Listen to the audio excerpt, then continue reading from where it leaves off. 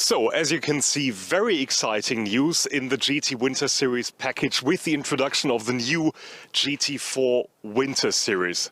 Very much to the delight of Markus Gedlich, who is the CEO of Gedlich Racing, who, by the way, are the promoters of the GT Winter Series, of the Formula Winter Series, and now the GT4 Winter Series just as well. Markus, in your own words, what is the concept and the idea behind the GT4 Winter Series? Well, Lucas, the GT4 Winter Series is going to be an officially registered and by the SRO organization licensed GT4 championship that hosts exclusively GT4 cars. And it will follow mainly the same rules and regulations as all the international GT4 series is. We're going to have Pirelli tires like most of them have. And we will be supplied by the SRO with a BOP, a balance of performance that's going to be monitored by the sporting commissioners, of course. It's an important factor, isn't it? Because you mentioned it's officially licensed. You can't just call your championship a GT4 series. There's a bit more to it. That's right, because all the rights are with the SRO, which is Stefan Rattel's organization that runs and also licenses most of the major GT4 series all around the globe. Right, so it's basically set. There is also some sort of calendar which is almost there. So you actually started very early in terms of preparing it. Yeah, we are lucky because we have very good connections to the tracks, and we were able to set up at least a preliminary calendar at a very early stage. I mean, it's almost 1 year to go, but still we already have a quite valid calendar. There's one or two tracks that could be changed, but mainly you can rely on what is written on our website already. So we mentioned there is already a certain portfolio with the GT Winter Series, with the Formula Winter Series. Where does the new GT4 category fit in? Well, the GT Winter Series, right from the beginning, thrives on a very lively mixture between amateurs and professionals. And this is going to continue in GT4 Winter Series, as we will have several classes for pros, for amateurs, and for the mixture of both. And due to that, we are very sure as a promoter that GT4 championship is going to be as professional as the GT Winter Series is now. So can we expect a whole motorsport package then for the upcoming season with 3 different championships? At least 3. There might be a little bit more to come, but for now, which is definitely safe, is the Formula Winter Series, the GT4 Winter Series, and of course, as the platform provider, the GT Winter Series. And of course, you will also continue your track day programs, I guess. Yes, of course. There's going to be race testing days prior to all the GT Winter Series events. And a part of that, in a different event series, there's going to be what we call endless summer track days that provide track day driving for amateur racers, not for the professionals. So this is going to be split into 2 different calendars for 2 different target groups. So there you go. This is the concept for the very new GT4 Winter Series coming up next season.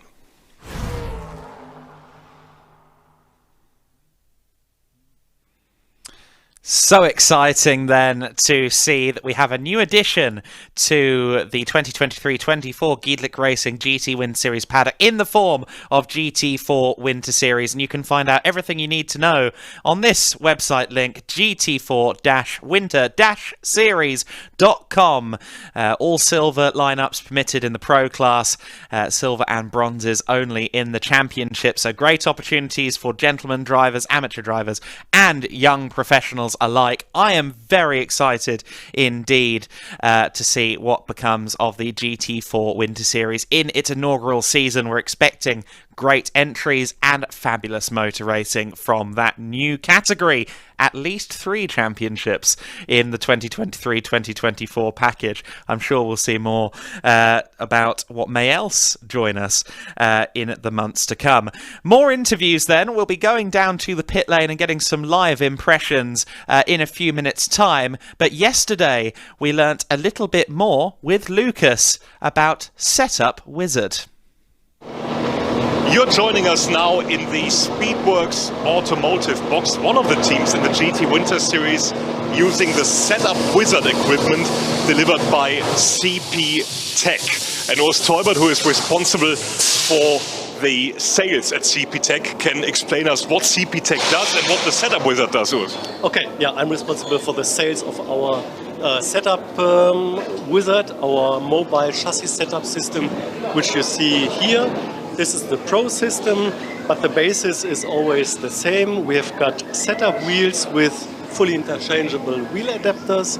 We have got these adapters for about any race car in the world. And then depending on the version, you can have toe lasers, you can have the camber sensors, which may also do caster and the kingpin angle. And you have got the measuring platforms, which include the electronics and the scale. So on the screen of the netbook of the Pro system, you can see the figures for camber, like here. You can see the wheel loads, and you can see the wheel load repetition, front, rear, left, right, and also the cross weights. You can also see the total weight, of course. And as an option, you can also get a digitalized version of toe measurements, so that you would also see toe on the screen of your netbook or laptop. So the idea is to have different packages depending on the level of the drivers, the teams, etc. And also the budget, of course, and it is a fully modular system, which means that you can start with a simple system, with a purely mechanic system. You can work with your existing string system, and then you can do an upgrade, for example, into the basic system where we add the toe lasers. And in a third step, you can also upgrade it to a Pro system, which you see here. And we're now, as I mentioned earlier, at Speedworks Automotive. I guess they're not the only ones running the Setup Wizard in GT Winter Series. No, at this place, I think I've got about 10 systems here. And you also deliver support trackside. You are always there when your teams are running. Of course, I cannot be at any race series at any time, but I'm at the track every week, and we have also got, for example, a phone number which you can dial, and a colleague of mine will then reply as soon as possible. Well, Stolbert, thank you very much, first of all. Now let's meet one of the team owners who is running the Setup Wizard system. There he is, Erik Braun, who is the owner of Speedworks Automotive. Erik, in your point of view, from your point of view, what's the big advantage for a team as yours to use the Setup Wizard equipment?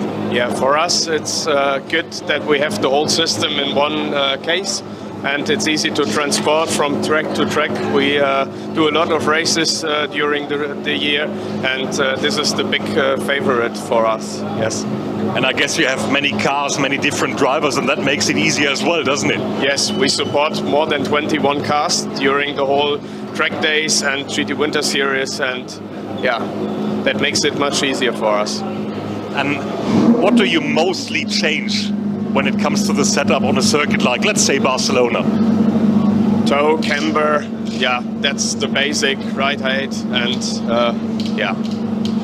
And I guess if anybody, I mean, we know there are many teams and drivers tuning in the paddock as well. If they have any questions on the system, they can find you as well. Yes, they can.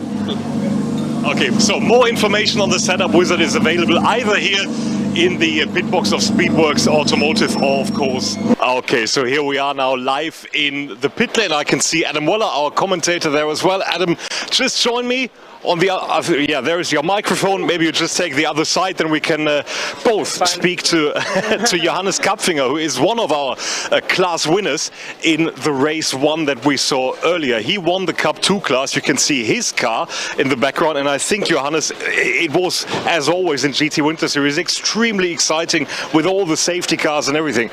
So yes, for me the first sprint race was pretty exciting. Overall I'm pretty happy with the result. So me as a driver and the car delivered. So yeah, and my brother, he was right behind me, and yeah, he was also driving pretty quick. For me, I was shocked because with the 991 his car's a little bit older than mine, but the pace was also pretty good. So yeah, I'm so happy because I'm driving without any help, like without ABS and no traction control, and the car was just perfect. Since test day 1 it was beautiful, and the track is like, it's so nice here. It's one of my favorite tracks here out here, like Barcelona, and yeah, I'm just happy, and I'm looking forward for the second sprint race. Will be a lot more tough because I'm starting on place 40, I think, and because we are on the second qualifying, we had a little time issue.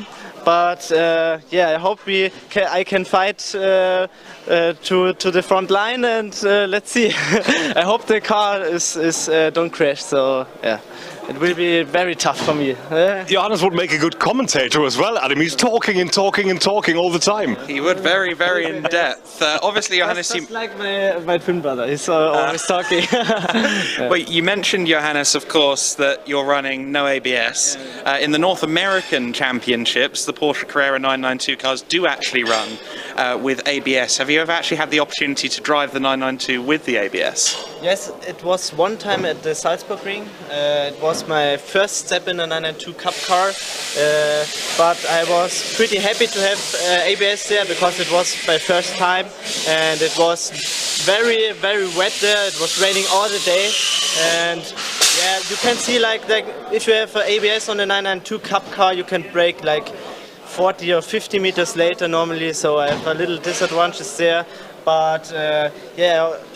So I fight very hard to stay at the front row, and yeah. But here at the track, it's not so hard for me because there's a lot of rubber on the track, on the surface, and you can make a lot of brake pressure. So the difference here between not ABS and with ABS is not so big than like in Navarra last event. So yeah, I'm pretty happy that the cars here are pretty good, and yeah. But it's a little disadvantage, but it's okay.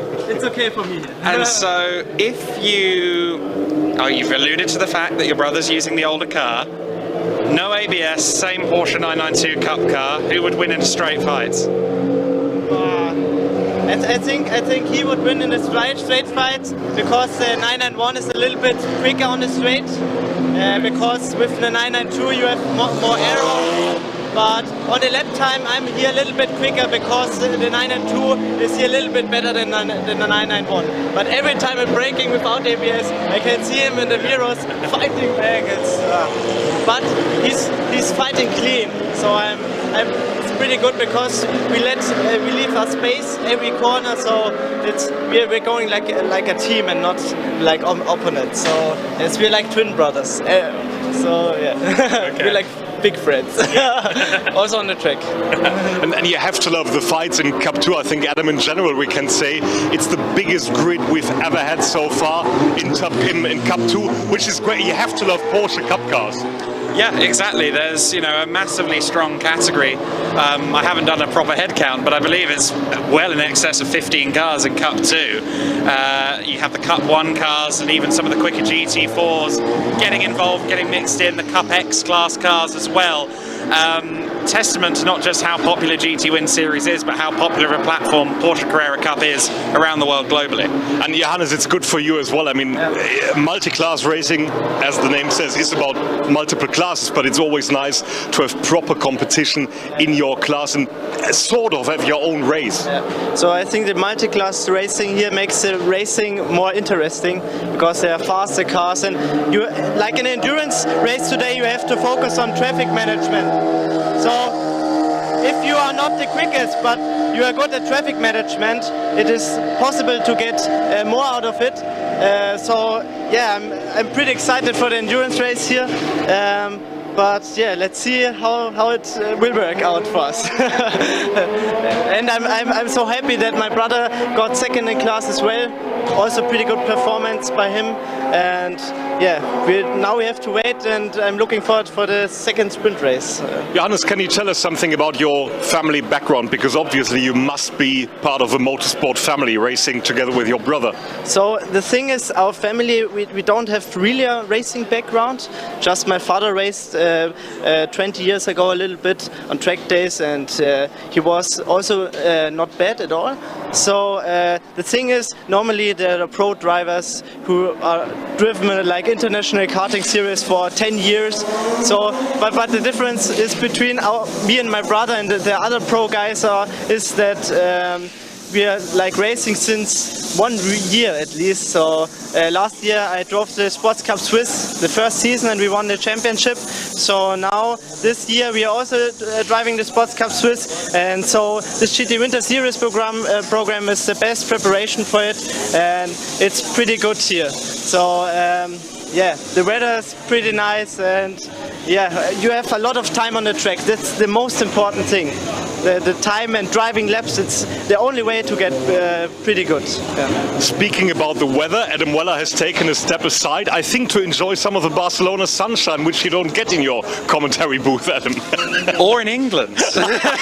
Yeah, no, it's remarkable just how warm it is here in Barcelona at the moment. We've got perfect conditions, Johannes, for racing, but I imagine maybe a little bit on the oven side of hot when you're in the car for a long time. So the thing is, when it's so warm, it's pretty nice, but in the car it will get very hot.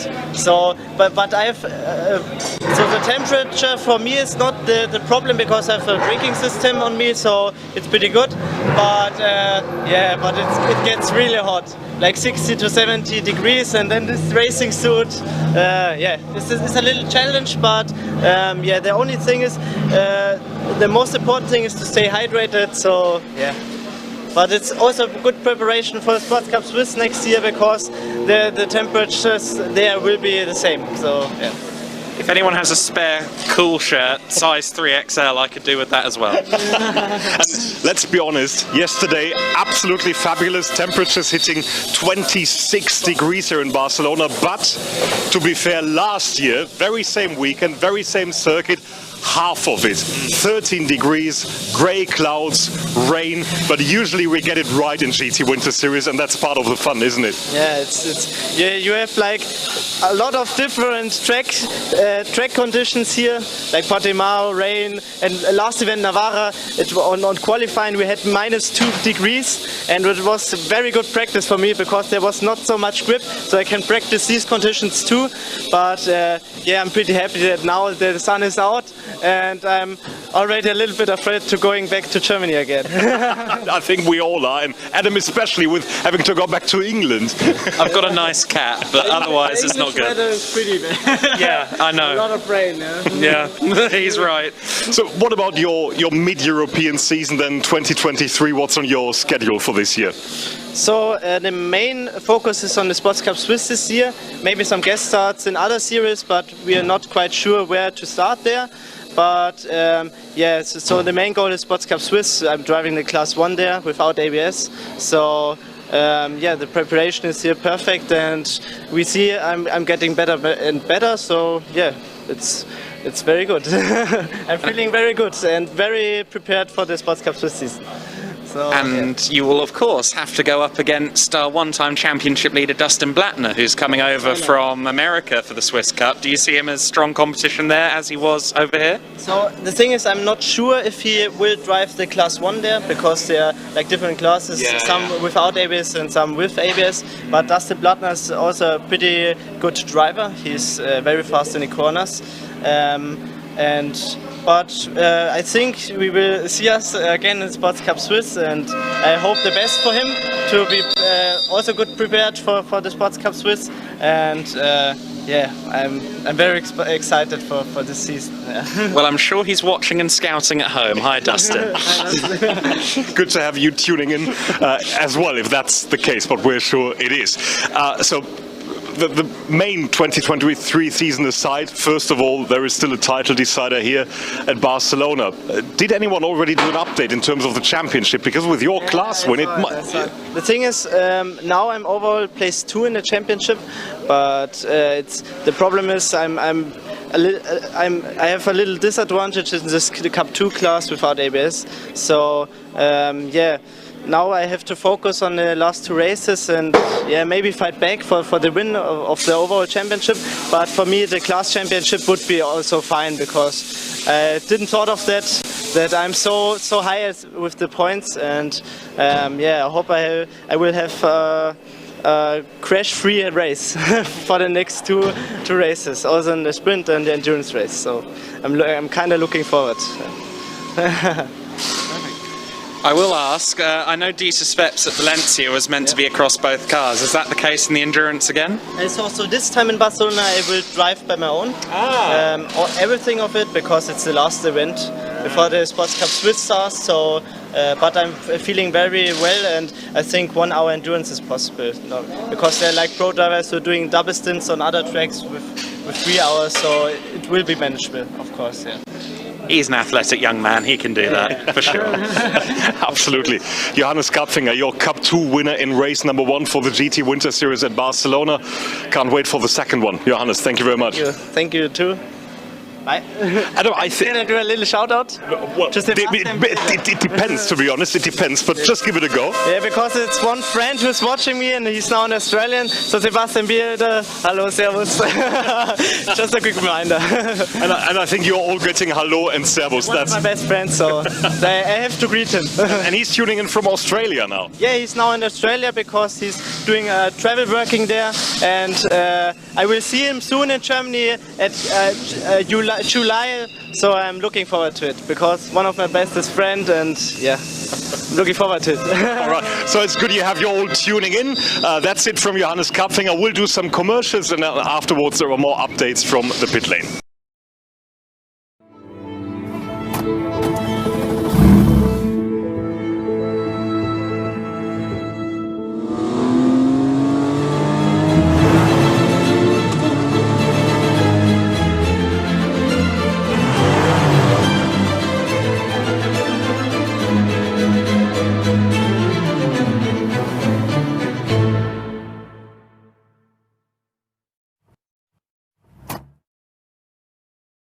Custom, handcrafted mountain bikes.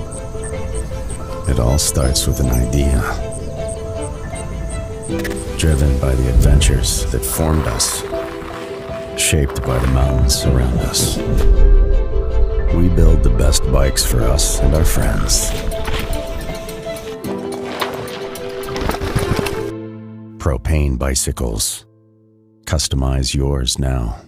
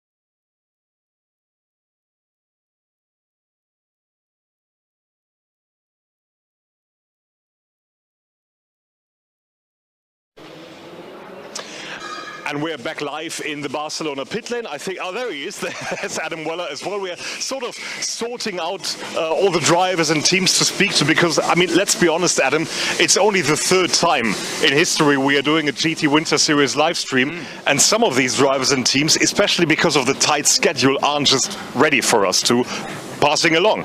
No, exactly. No, often, especially at this time of day, they're thinking of their stomachs before their media commitments. Which is fair, isn't it? Yeah, so would we. I get it. I relate. On a personal level, I relate to that. But yes, hopefully we can find some more drivers to talk to. I mean, obviously we've got so many talents in this paddock.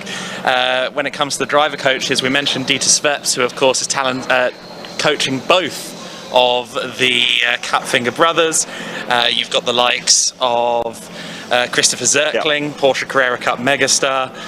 He's in the same garage, of course, as Yannick Meckler as well. We've got some great drivers here up and down the pit lane. And Harper, of course, in the Schubert BMW. I have to mention him. He is a BMW factory driver, and he's here. And, of course, he's decorated because of the whole junior team program and everything. And it's an interesting aspect, really, how the market, especially in GT3, has developed for professional drivers, giving their knowledge to the amateurs, to the gentleman drivers, and that makes a very good mixture of teams and lineups for the GT Winter Series, I think. It really does, and you know, there's a fine art to driving those GT3 cars. On paper, some people, purists, you know, holders of the old school, they'll say, well, it's got ABS and traction control, how hard can it be? But that ABS will cut in to varying degrees, lap on lap. It's not easy in the slightest to actually manage that. If you can hear me, I'm amazed. But it is difficult to handle that ABS properly. It's a fine art that takes time to learn. And the pro drivers, you know, obviously they are the minds for someone like Darren Lung, his teammate in the number 20 Shube at BMW. He wants someone like that, a BMW factory driver, to show him the ropes for his first full season in GT3. It doesn't get better than that. It really doesn't, and now I think we can practice one of the basics in terms of live broadcasting, which is walking backwards and finding another interview partner, which might be Pavel Efterov in one of the pits down here. Yeah, of course, Adam being very competitive. Now here we are. That's one of the very interesting pit boxes as well, because this is where our championship leader Simon Prim is located in his GT4 Mercedes AMG. That's one of the big talking points as well, of course, with the GT4 in its current specification having their last weekend in GT Winter Series, because as we showed you earlier, we're going to have a separate championship, the GT4 Winter Series next year. And I think Adam Weller, who has sprinted ahead, has found somebody to talk to. So let's just make up some ground. And by the way, earlier on you heard the rumble of some of the prototype cars racing in the support program passing by. Now, I've absolutely no idea what we're doing next, so we'll just stay on air for now and passing the Schubert garage. Adam was just talking about it, the BMW M4 supported by Dan Harper this weekend, who of course has been here earlier on with his GT3 BMW factory duties in the, I think it was one of the SRO championships.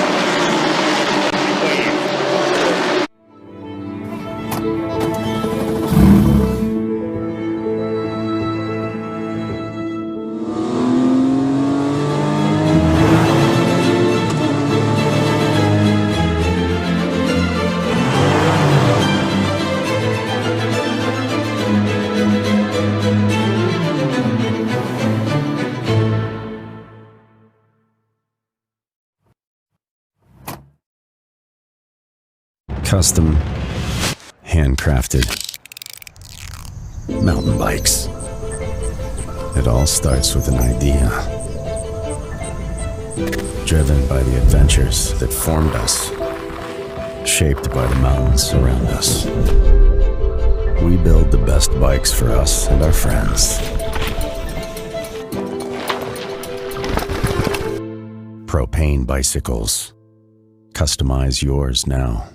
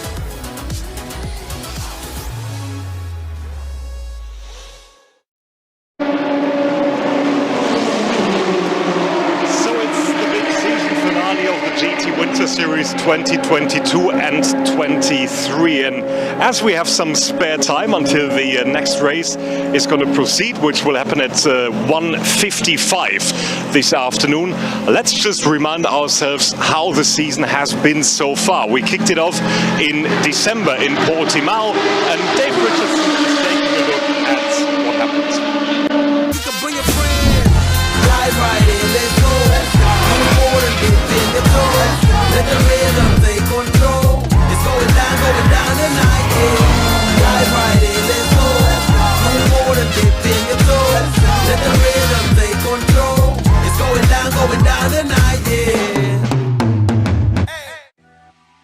So we're in Portimao for the GT Winter Series.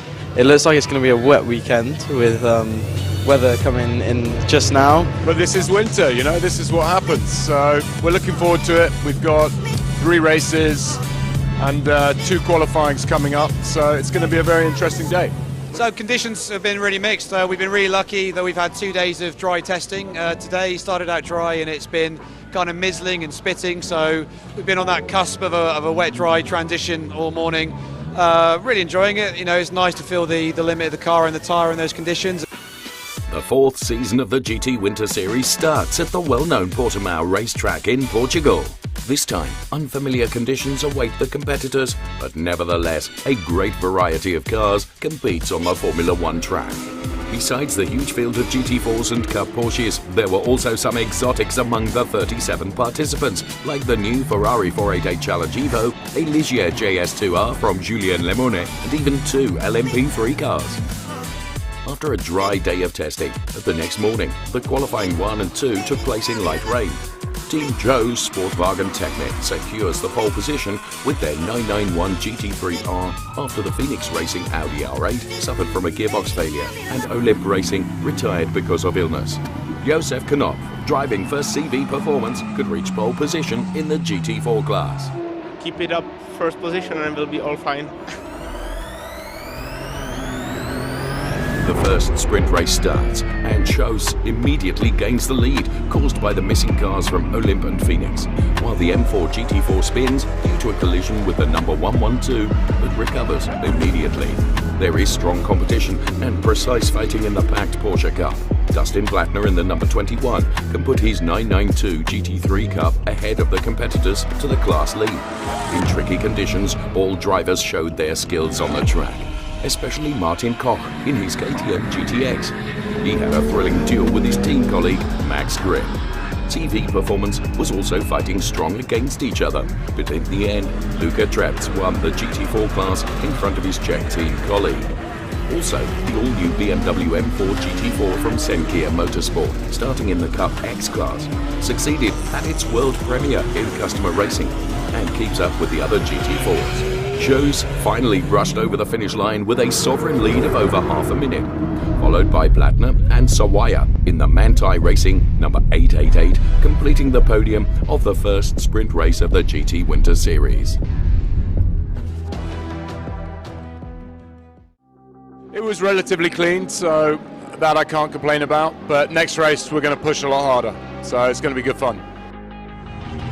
Only 2 hours later, the second sprint race begins. As the 25 minutes fly by, Joes in his Porsche GT3R can once again gain the lead. After an exciting battle, the youngster Johannes Kapfinger from Huber Racing got in front of Vlad Sawaya. CV Performance dominated the GT4 class again and positioned their AMG GT4s right in front of the KTM GTX from Max Grimm. The second KTM GTX could even reach P7 overall and won the GTX class.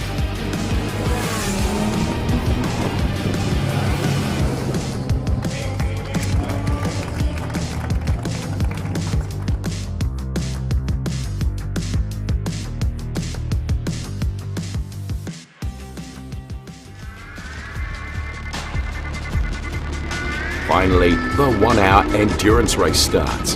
Due to a communication problem, Joes started from the pit lane, but wins back position after position in the increasing rain. Meanwhile, Goodspeed Racing with Dan Pell and Pietro Riera shined in their Mercedes AMG GT3C and got the lead just in front of Igor Kalaya in his 992 GT3 Cup. CV Performance once again ruled the GT4 class. Only the BMW M4 GT4 of Senkia Motorsport was faster this time, but wasn't competing in the same class due to the pending homologation. A short safety car period, due to a spinning LMP3 car, was the only interruption of the day and lasted just a couple of minutes. After Team Joes missed the pit stop window due to the missing radio and had to face a penalty, they still managed to reach P4 overall, and so the first round of the GT Winter Series ended after the spectacular 60 minutes of wet endurance racing with Goodspeed Racing in front, followed by Klaya, Lisowski from PTT and Dustin Blatter with Manthey Racing. adrenaline of this track is like new, it's completely different to any other. The track is amazing, Portugal is always amazing, this series was very good. I mean, it's fantastic when the sort of traditional season is over that there's still something to keep you sharp during the winter. This was a very, very fun race. I've never driven this car before. It's my first time at the track, but it was a good pleasure driving with Piotr Vila. Thank you for the opportunity. Hope we can do this again. Next stop, Estoril.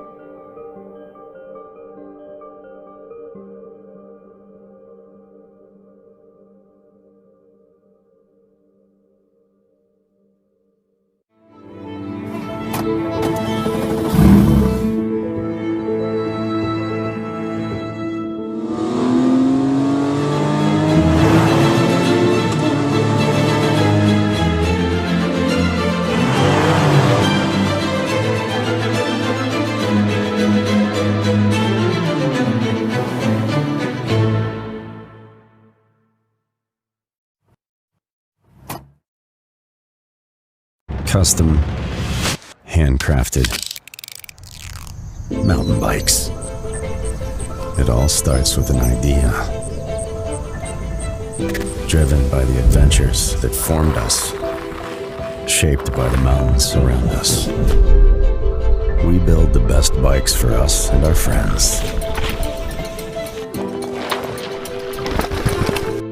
Propane bicycles. Customize yours now.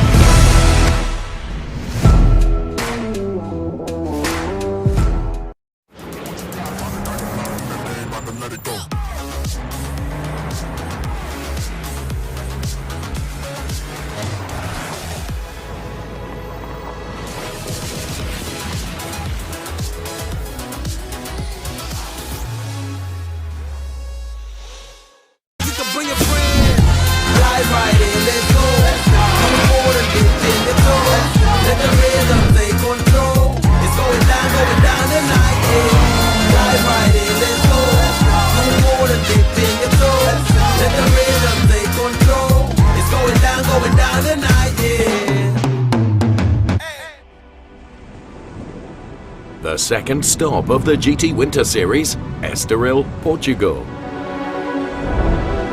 The unpredictable Atlantic weather didn't only cause a stormy coast, but also led to an exciting race day at the well-known former Formula One track.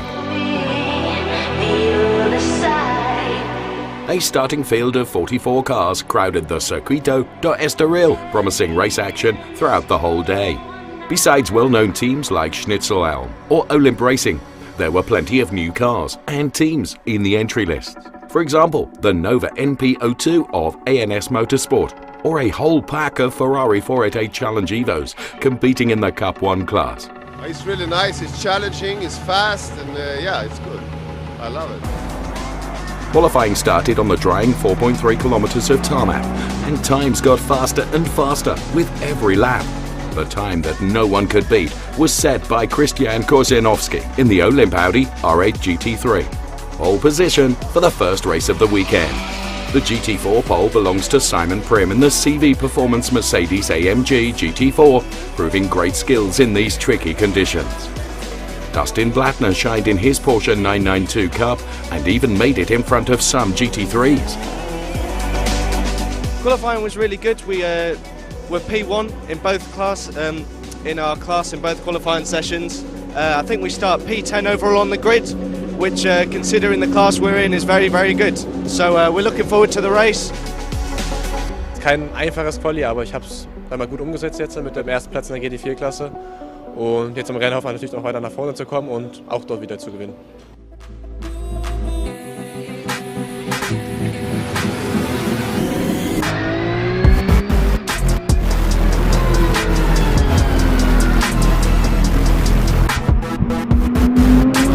The first sprint race of the weekend starts on a still damp track, causing an unexpected first crash in lap 1.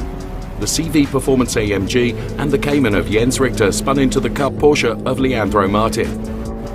The safety car was only deployed for 2 laps until the field tightened up again and the drivers got back into race mode.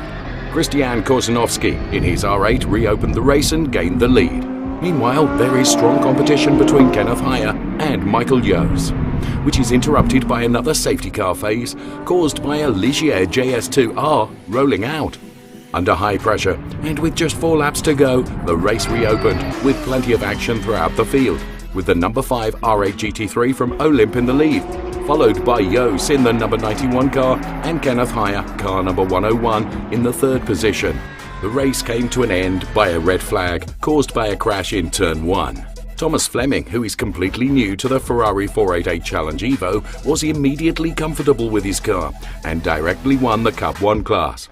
The team's really happy with how I'm performing, considering it's the first time, especially around this track as well. It's completely foreign to us, so yeah, no, it's going really well. I love the car as well. It's an absolute dream to drive.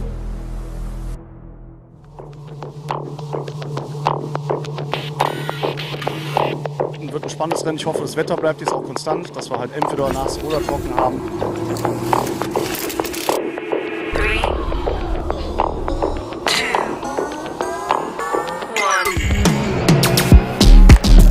The second sprint race starts and Marcel Marchevitz defends his pole position against Dustin Plattner and Jonathan Broussard in the Nova NPO2. Meanwhile, the battle between the Huber and Manthey Racing Porsches went on and showed precise fighting with the Porsche Cup cars.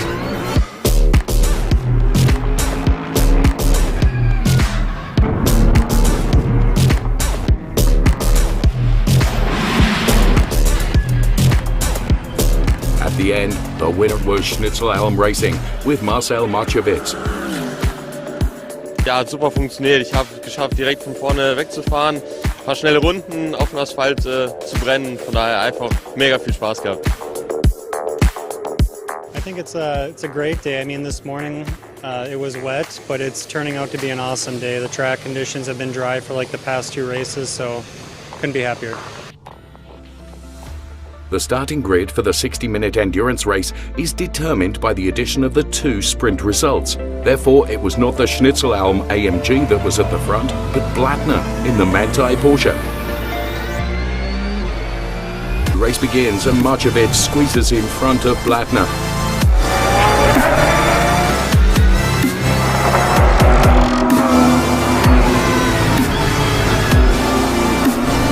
Jonathan Broussard unfortunately crashed with Pietro Guerra in his Mercedes AMG GT3 and both lost their positions in the front. As the sun sets, Olymp Racing is competing strong, but has the same fate, spun and lost precious time.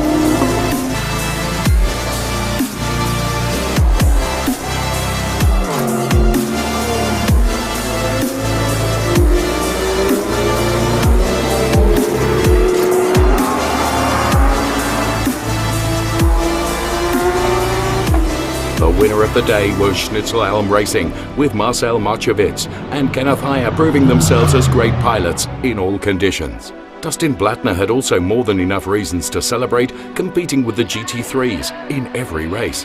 Last but not least, Tom Fleming ended up on the podium as well. What a start into his GT racing career. Plenty of action, mixed conditions and precise racing led to a great day of racing in Estoril, Portugal. We got 2 podiums overall in a car which is not as fast as the GT3s and some of the Cup car drivers. So no, I'll take that. Next stop is the fully booked GT Winter Series in Jerez.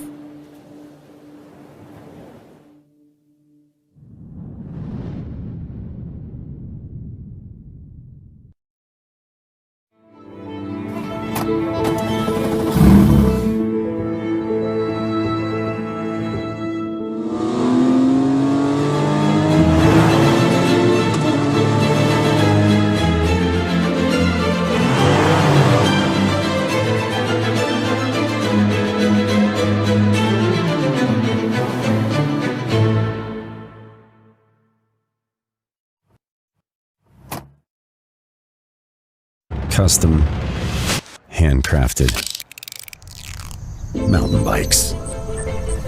It all starts with an idea. Driven by the adventures that formed us, shaped by the mountains around us. We build the best bikes for us and our friends. Propane bicycles. Customize yours now.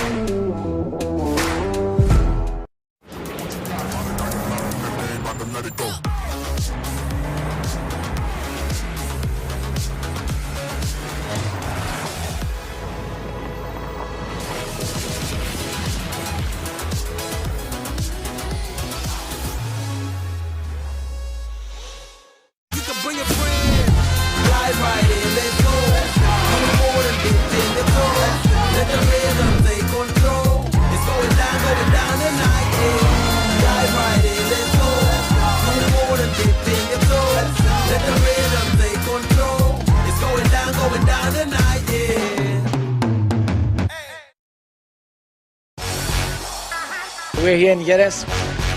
Coming here for the summer. This is my first time ever here in the GT Winter Series. Welcome to the third round of the GT Winter Series, this time in Jerez, Spain. Wonderful weather, a beautiful classic track, and a massive starting grid with 47 GT cars, of which 14 belong to the GT4 class. This is the recipe for a magnificent weekend. First time here in Jerez, very fast track, quite a lot of rhythm, so nice to be here. In the morning qualifying session on Sunday, Michael Jose in the Porsche 991 GT3R narrowly edged out Luca Engstler in the Audi R8 GT3. Kenneth Heyer in the Schnitzelhelm AMG GT3, on the other hand, was unlucky and only had to start the first race from 15th position after a transponder error. His teammate Colin Carasani, however, showed what the car was capable of and took pole position for the second race in part 2 of qualifying. The GT4 pole was taken by Charles Clark in the beautiful Aston Martin Vantage GT4. Hopefully we'll finish the race. That's the first thing that we need to do. We just enjoy the track. It's a short track and you don't get too much speed, but it's a very technical track, so it's a lot of fun being here.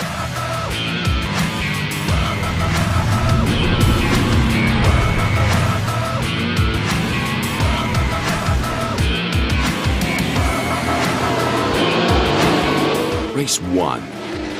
In this 25-minute sprint race, Michael Jose was able to defend his lead at the start, but was chased the whole time by Luca Engstler.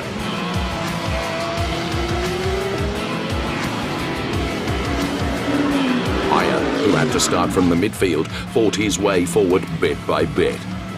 Championship leader Dustin Blattner in the Cup Porsche was very unlucky.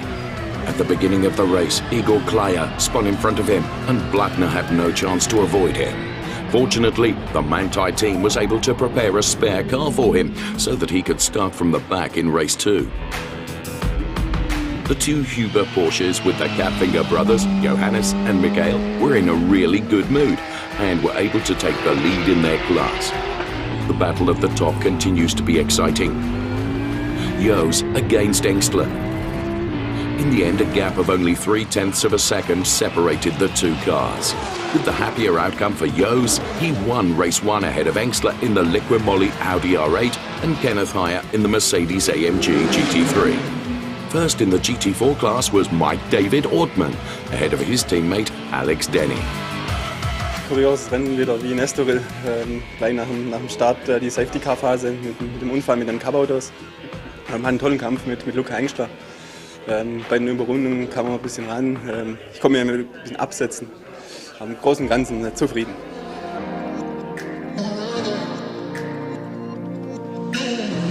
Race 2 on this day, and the drivers are fired up to show what they can do. This time, Carasani starts in front of Markus Winkelhock in the Phoenix Racing Audi and Michael Fischer in the 78 Racing Team Lamborghini, and was able to defend this position. Good for the team because his teammate Joel Mesh dropped out due to a crash in his GT4 car.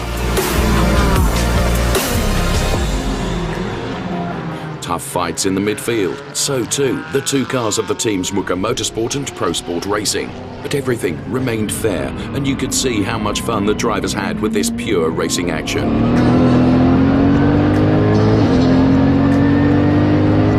Andreas Greyling's Cayman was also unbeatable on this day after his teammate Jens Richter had already delivered a solid performance in race 1. The German was able to secure the class win. Dustin Blattner, who had the crash in the previous race, had to start from the back of the field. However, he showed all his skills and took the class victory in Cup 2 with his Porsche. After the 25 minutes of racing, it was Colin Carasani in the number 101, who was the first to see the black and white checkered flag, ahead of Winkelhock and Samuel Buttarelli. The Italian managed a real masterpiece. He not only took the class win in his Ferrari 488, but also P3 in the overall standings. The Ferrari team's joy was correspondingly great. We just won the race, my first GT3 outing ever. Love the car, love to be here in Jerez. It's an amazing track combo, especially going from GT4 to feel the downforce and to be on the front row with other GT3s all around you for the race is just an amazing feeling. However, the focus must be maintained because there is still one race to go on this day. Everything is set for the last race of the day, the endurance race with 1 hour of driving time. Audi, Mercedes and Lamborghini are the order of the top 3 on the grid. After the start, the Lamborghini of the 78 Racing Team could take the lead, followed by the Schnitzelhelm AMG, which could overtake the Phoenix Audi right away and put him into 3rd place. However, the Schnitzelhelm Racing Team, with drivers Carasani and Haya, showed the best performance over the distance and took the lead over the course of the race.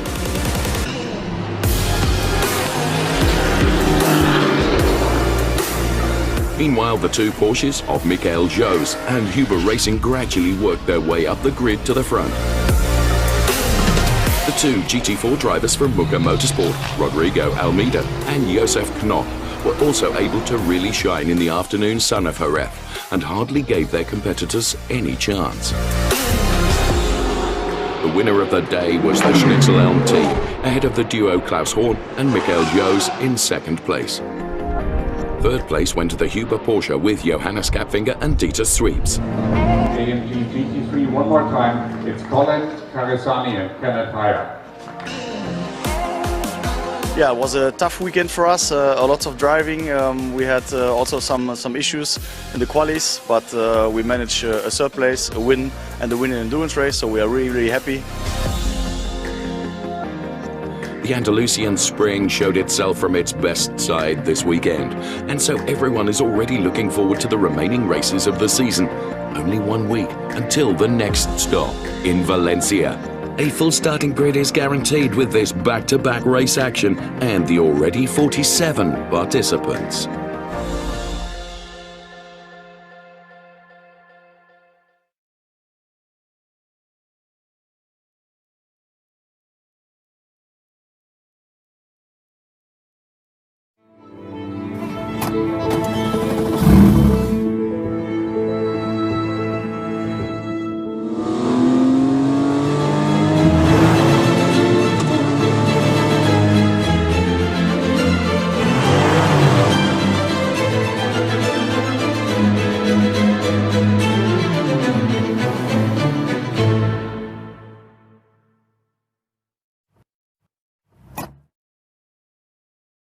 Custom, handcrafted mountain bikes. It all starts with an idea, driven by the adventures that formed us shaped by the mountains around us. We build the best bikes for us and our friends. Propane bicycles. Customize yours now.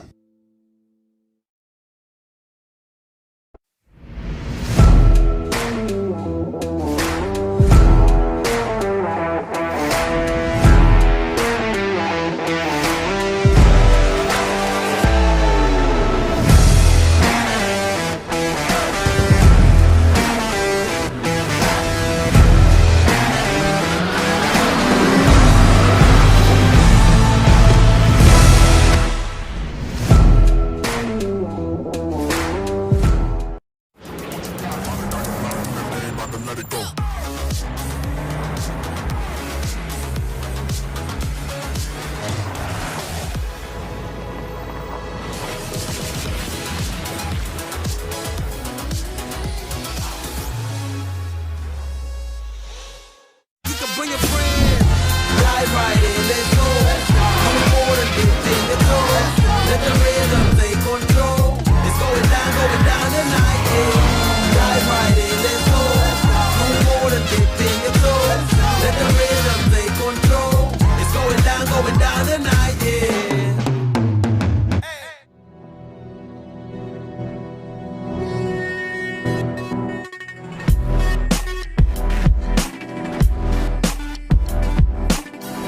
Welcome everybody, welcome to the 4th round of the GT Winter Series here in the sunny south side of Spain, here in Valencia.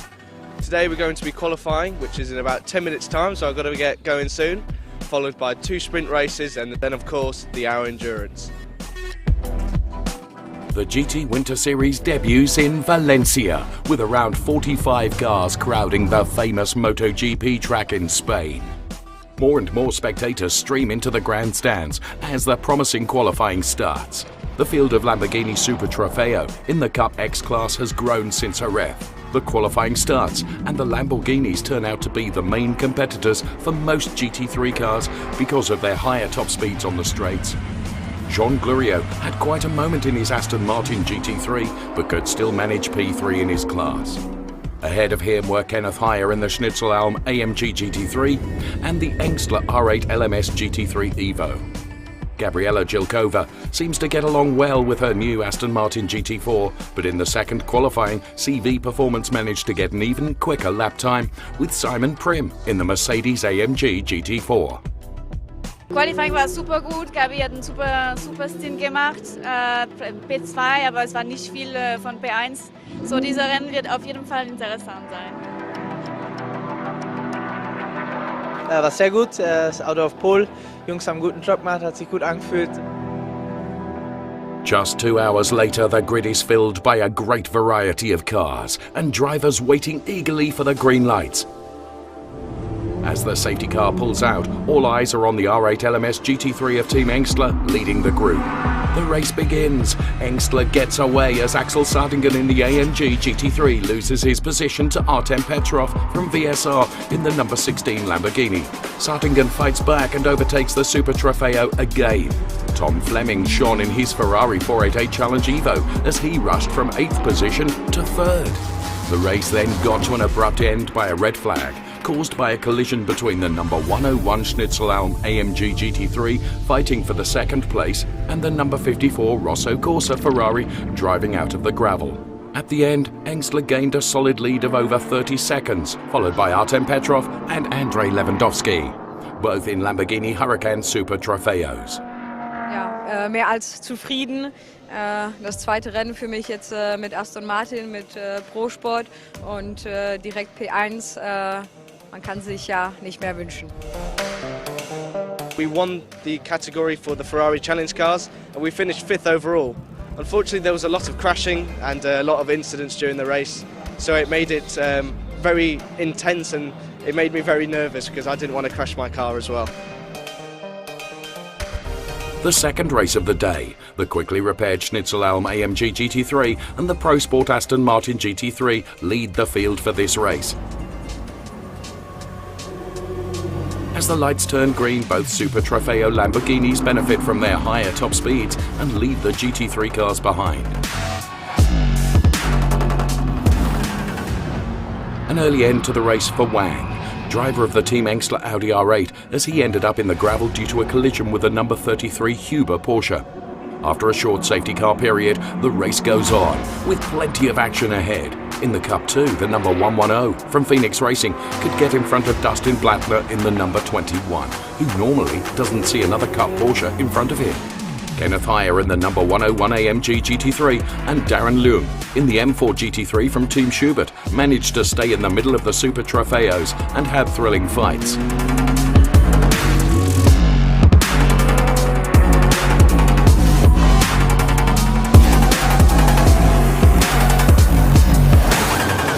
At the end, Michael Fischer from 78 Racing Team blasted over the finish line with a 1-second lead in front of Heyer. Der Safety Car war zwar nicht für uns ideal, weil wir konnten in der ersten Runde gleich einen Gap herausfahren. Der war dann natürlich wieder weg. Der Restart hat aber trotzdem funktioniert und wir konnten dann im Prinzip das Rennen, ich sage jetzt mal, kontrollieren und am Ende dann zwar mit knappem Vorsprung, aber doch als Erster über die Ziellinie fahren. Ja, sehr aufregend. Durch die unterschiedliche Klassenstruktur hat der Lambo uns natürlich direkt beim Start erstmal gecatcht. Da bin ich bis auf 5 zurückgefallen, habe mich dann wieder auf 2 vorgekämpft und wieder an den Lambo hingearbeitet, aber auf den Geraden war gar keine Chance, da was zu machen. Die Autos fahren ja offen. Mich hat auch gut verteidigt in den Passagen, wo ich dann dran war. Also ein guter 2. Platz, bin zufrieden. War ein guter Auftakt jetzt.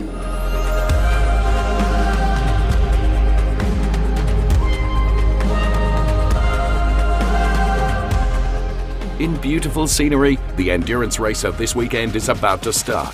Axel Sartingen leads the field into the 60-minute racing thriller, while Engstler manages to defend his position against the Lamborghini of Andrei Lewandowski, and even takes the lead in the first turn. Behind the competing pack of Super Trofeos, the KTM Crossbow GT2 from RTR Projects had intense battles with the Pro Sport Aston Martin GT3 and ensured plenty of action for the over 5,000 spectators.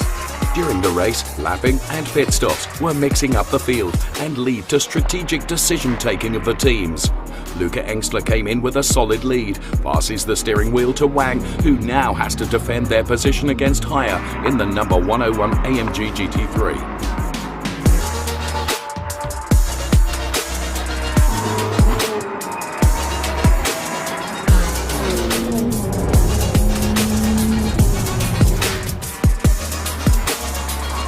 After 1 hour of racing, the Team Engstler R8 passes the line in front of the VSR Lamborghini Super Trofeo and the Aston Martin GT3 by Pro Sport Racing. FF Corsa managed to get both Ferraris in the front of the Cup 1 class, and Cup 2 was led by Johannes Kapfinger.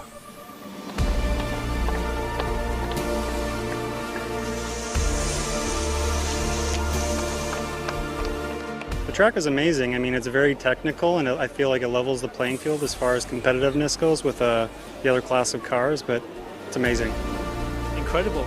So I took the car over after James Owen, and he kept us in position, and I was able to get us up to 2nd place. Ja, war ein guter Tag für uns. Jetzt im Endurance-Rennen konnten wir den ersten Platz einfahren mit Dylan. Er ist natürlich super happy. What an exciting weekend in Valencia. Next stop for the GT Winter Series, Circuito de Navarra.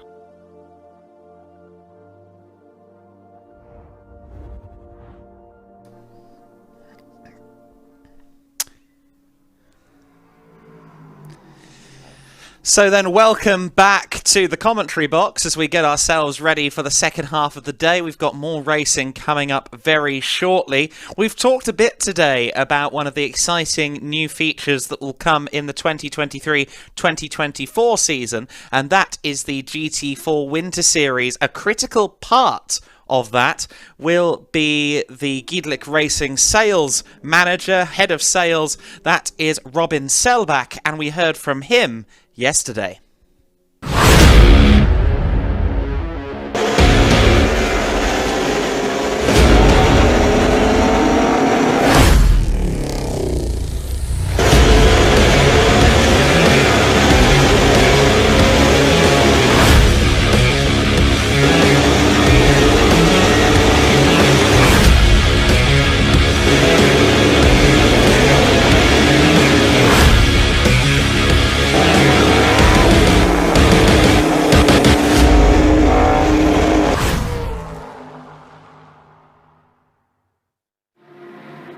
So there you go, another very exciting addition to the GT Winter Series package, the very new GT4 Winter Series coming up next season.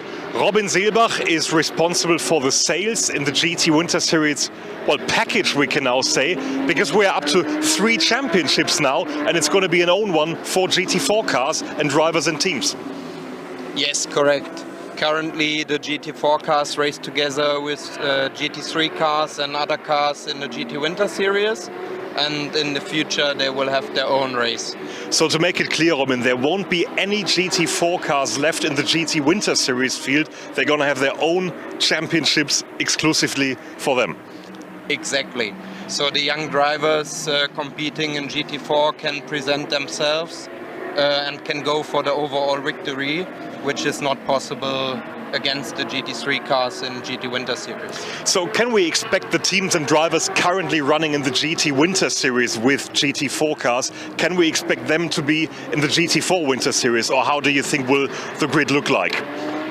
Yes, I guess we can expect them to be in the GT4 Winter Series next year, and hopefully some other teams as well. But the feedback is very good. So when you set up a new championship like this, do you go to the teams before and ask them what they think about it, or how does it work?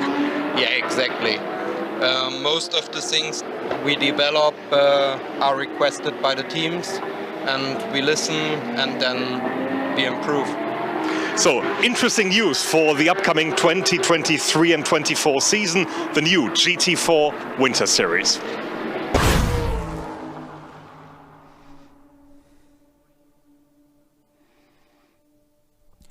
Exciting times then here in the GT Winter Series paddock. We are going to have the addition of the GT4 Winter Series in 2023-2024. You can go to www.gt4-winter-series.com for all of the information on what I'm sure will be a fabulous addition to the championship schedule here in GT Winter Series, not just for the teams and the drivers, but also for all of you watching at home.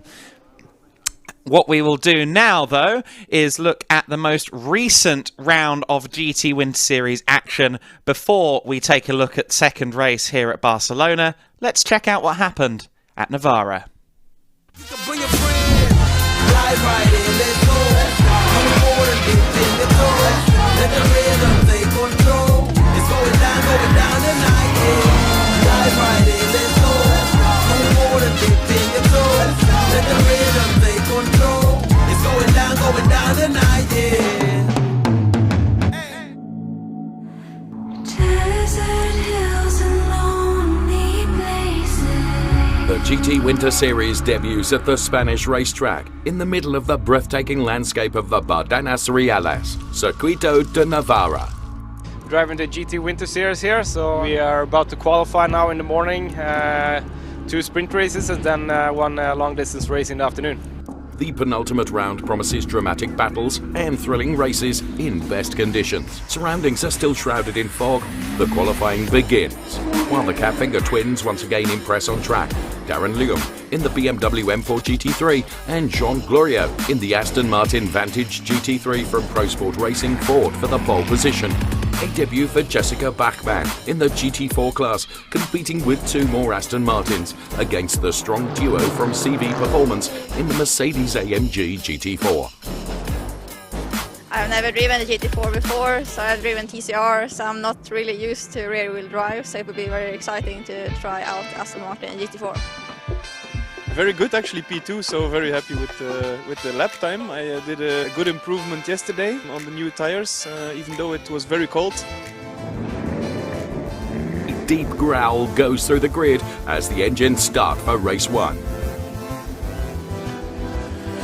Leung with a good start in his M4 GT3 in front of the Aston Martin and the Huber Porsche 991.2 from Michael Kapfinger. Jan-Philipp Springorb has a good start in his AMG GT4, but still has the Aston Martins from Pro Sport in his rearview mirror. In the end, Ortmann in the number 48 Vantage GT4 gets the chance to overtake Springorb.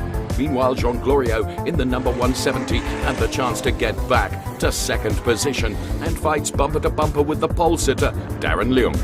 A safety car deployed after the Ferrari 488 GT3 from Biermacher Racing had a collision with a Cup Porsche. Due to a broken drive shaft, they sadly had to retire the car. As the race restarts, Springorb in the number 85 finally overtakes the Aston Martin from Pro Sport and secures himself the class lead.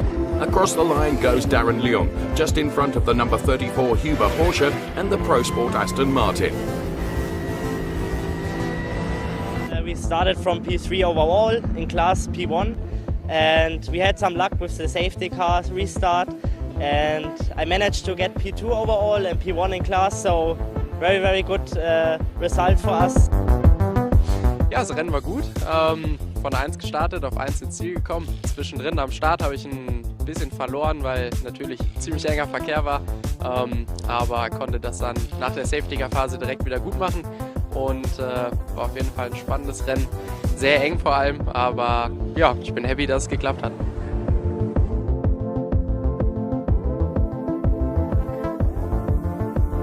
The second sprint race in Navarra with Thomas Anderson in the number 472 KTM Crossbow GT2 on pole position next to the BMW M4 GT3 from Schubert Motorsport. The safety car pulls out, the lights go green, the KTM stays in front due to a good start, but Leung manages to overtake in turn 11. Strong competition in the Cup 2 class, with both Huber Racing Porsches battling with the Aston Martin Vantage GT3, as the lap time performance cars fight with the number 109 from MTech for the podium in class. Simon Prim, second in the championship, manages to get a solid lead and left the 3 Aston Martins from Pro Sport behind, fighting for second position in the GT4 class. GT4 newcomer Jessica Bachmann is fighting strong and gets in front of her teammates. What a debut! At the end, Maxime Dumery manages to get around the Capfinger twins and secures himself the 3rd position. As the checkered flag falls, Darren Leung passes for a solid second win at the Circuito de Navarra, followed by Thomas Anderson in the KTM Crossbow GT2. Yeah, no, it was really good. Really enjoyed it.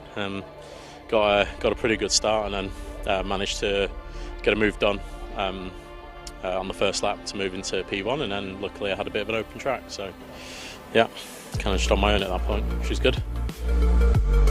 War ganz gut, war jetzt nochmal ziemlich heiß am Ende, was ein bisschen überraschend war, aber ich konnte es gut managen und konnte auch da den ersten Platz in der GT4 einfahren.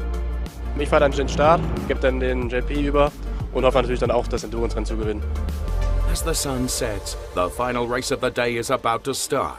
The Schubert Motorsport M4 secures the pole position again, with Daniel Harper behind the wheel for the first half of the endurance race. All eyes on the start-finish straight as the lights turn green. Daniel Harper pulls away as the KTM GT2 manages to squeeze to 3rd position, but then collides with the Aston Martin of Pro Sport and falls back.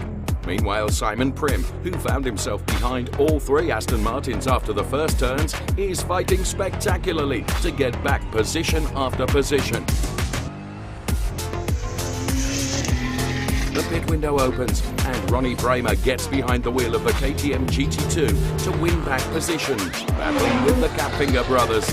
The good pit stop strategy of CV Performance caused the AMG GT4 to get in front of the Aston Martin back of Pro Sport. In the last lap, Johannes Capfinger manages to get in front of the Vantage GT3 from Pro Sport and finds himself right behind his brother in P4 overall. The M4 rushes over the finish line with a sovereign lead for the 3rd win of the day. What a weekend for Schubert Motorsport and Darren Leung. In glorious 2nd place, Thomas Anderson and Ronnie Bramer in the KTM Crossbow GT2. The CV Performance AMG's 3 class wins have put Simon Connor Prim at the top of the GT Winter Series standings. Ja, ich bin eigentlich echt happy. Auto war sehr gut, wir haben gewonnen. Perfektes Wochenende, Pole Position, beide Sprintrennen gewonnen und jetzt auch das Endurance-Rennen, also besser hätte es nicht laufen können. Today we had luck in endurance. We started from P4 and managed to get on P3. Looking forward to Barcelona. Maybe we can collect there some good points for the championship. I try my best and maybe we can get on the podium again. Really enjoyed it. The weather was perfect and the results were also not so bad. The next and final race takes place at the famous Circuit de Barcelona, Catalunya, as the first racing series using the new Formula One layout.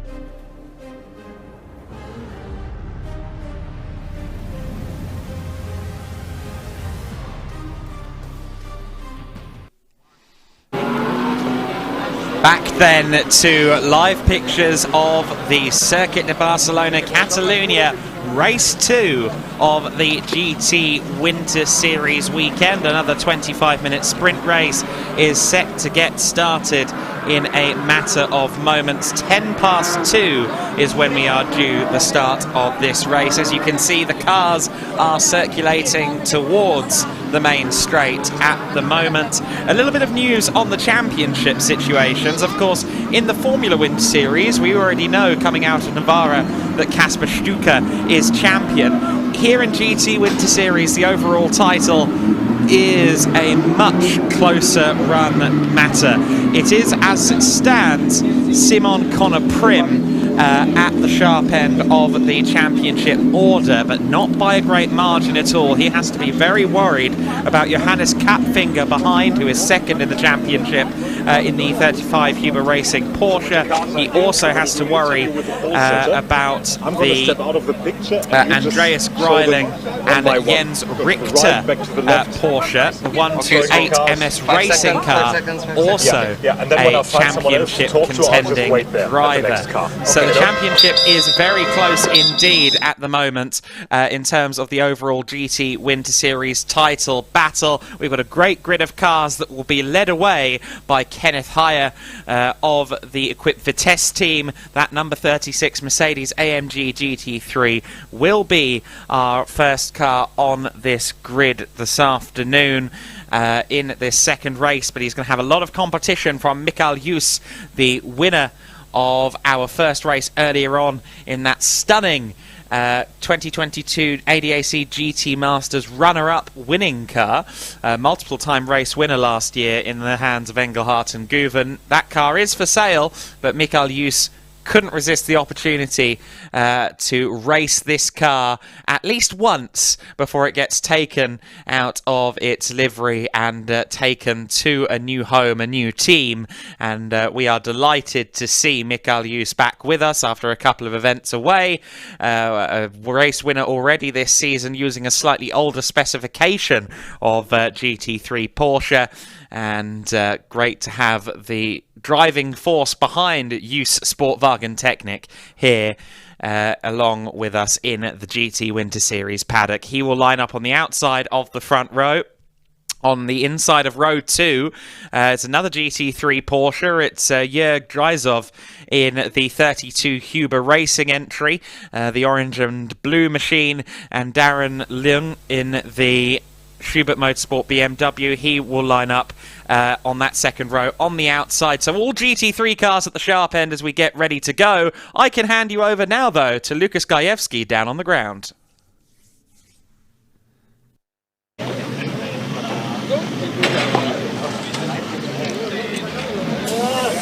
And you just saw Werner Eichinger having a chat with our pole setter Kenneth Heyer. I understand there was an extraordinary driver's briefing, Kenneth, after race 1. What was it all about?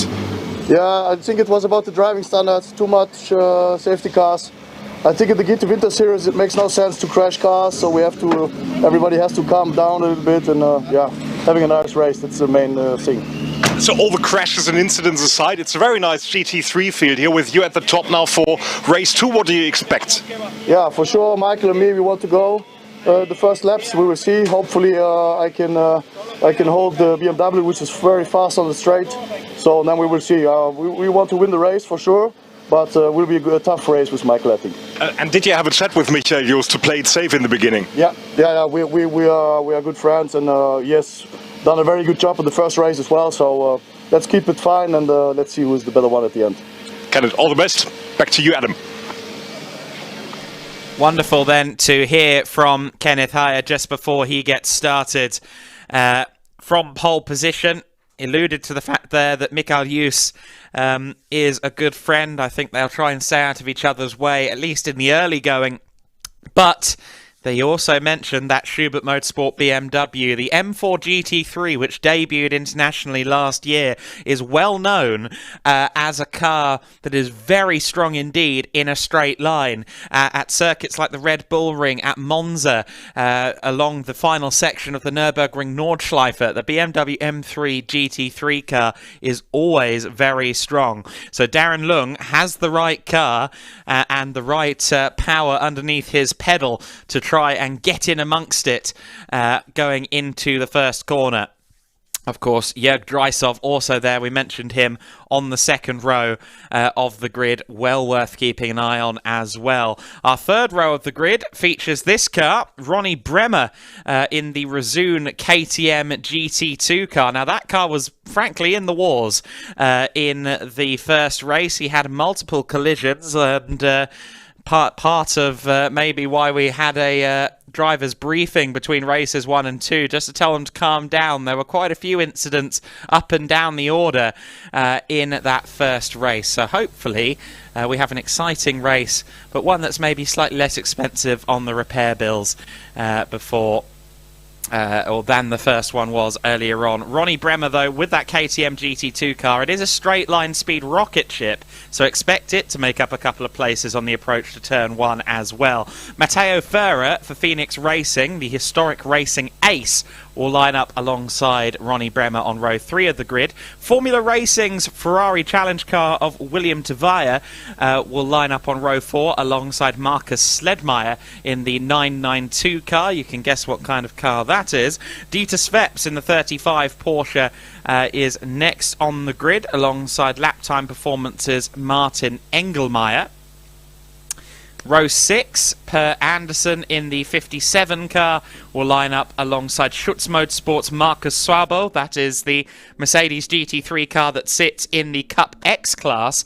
Next up, it is Thomas Anderson for Resoon, another of those KTMs. I believe that's the GTX version. He's alongside the GT3 Porsche from U Sportwagen Technik of Klaus Horn. Next up, Thomas Carlson on row 8 in the 109. He's alongside lap time performances Mick Pardo on row 8. Row 9, Giuseppe Guerrieri, Raptor Engineering's Young Italian. That's the number 3 car. He's alongside the 213 MS Racing's Lina Nertzel. Row 10 of the grid, Danilo Del Favero in the Formula Racing Ferrari. He's alongside Yves Goddard in the older 991 specification, number 52 Porsche Cup car. Row 11, Matthias Liskowski in the PT Racing, or PTT Racing 741 car. The Racar Motorsport 911 is alongside him on row 11.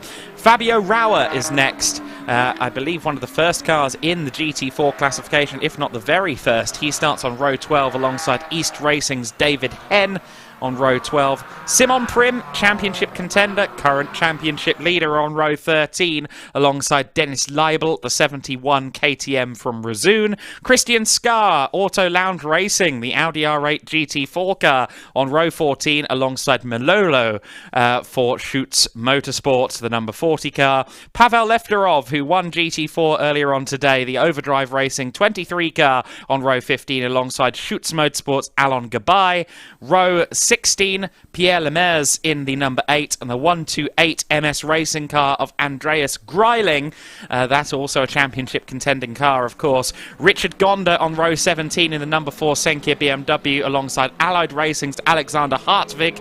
Row 18 of the grids, Felix Voigtman in the number 99 car alongside Leo Pichler in the 96. Manuel Lau of NM Racing Team is next alongside the number 33 Huber Racing Porsche of Johannes Kapfinger. They had issues in qualifying earlier today, and Johannes Kapfinger is going to have to start from the almost the very back of the grid. Row 19, 38th on the grid for Johannes Kapfinger.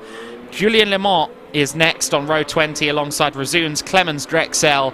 Daniel Drexel is next, also in a Resoon KTM. Florian Blatter is next. 2 more rows, Smorg and Henrik Erschweiler on row 22. Manuel Chinchilla and Matthias Kjellin set to round out what is a 46-car grid, which is already in 2x2 formation as they come towards the final 2 corners. If you're just tuning in for the first time, these are some of the first races with fast cars in a very long time to use the quote-unquote original version of the final few corners. We're not using the chicane.